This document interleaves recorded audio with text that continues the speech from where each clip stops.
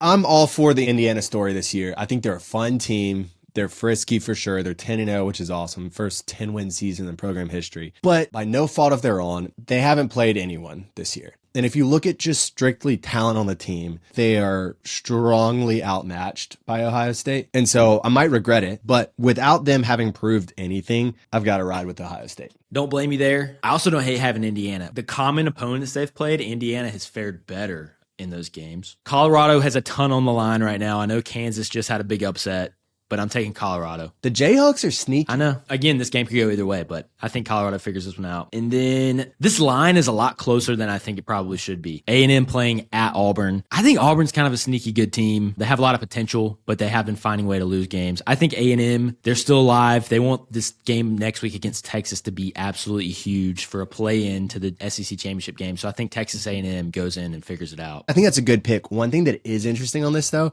78% of the bets are on Texas A&M, but 84% of the money is on Auburn. Interesting. I'm kind of excited for this BYU Arizona State game. Both of these teams have been averaging like 30 points a game. Arizona State hasn't scored less than 27 points at home. So I think it's going to be a high scoring game, probably back and forth, but I think Arizona State gets it done at home. Wisconsin, Nebraska. Both teams are sitting at 5-5. I think going bowling matters more for Nebraska. But the main thing that I'm going to make this pick on is Wisconsin getting over the Oregon game. I think that that's just going to have like a little bit of a hangover into this game. And for that reason, in Lincoln, I'm going to ride with Nebraska. Dylan Raiola also came out and said that he talked to Dylan Gabriel this past week. And in his interview, he basically like guaranteed a win. So I know that that's going to be bulletin board material for Wisconsin. So maybe they'll come in with some heat. Okay, I'm going to another tough place to play, the Swamp. It's going to be a test for Ole Miss, but I think Ole Miss is the better team. They have a lot more on the line. I mean, Florida has been getting hot lately. Lagway's been playing really well. I just think Ole Miss as a whole is a better team. I'm going to pick Ole Miss in this game, but I would not be surprised one bit if Florida won this game. This is a game that no outcome would surprise me. Like a blowout Florida, a blowout Ole Miss, a close game, like nothing would surprise me from this game.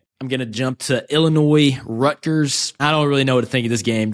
I'm taking Illinois. Vandy, LSU. Once again, there's a major discrepancy between the percentage of bets and the percentage of money. We're looking at 96% of the bets are on LSU and 83% of the money's on Vandy. Honestly, I think the Vandy is playing better right now. I think they're a better team at the moment than LSU.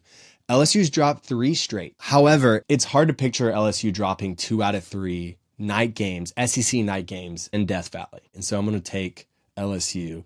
Don't feel great about it. It's good for you that you're putting a lot of stock in home field advantage because you have all home games this week and I have all away games.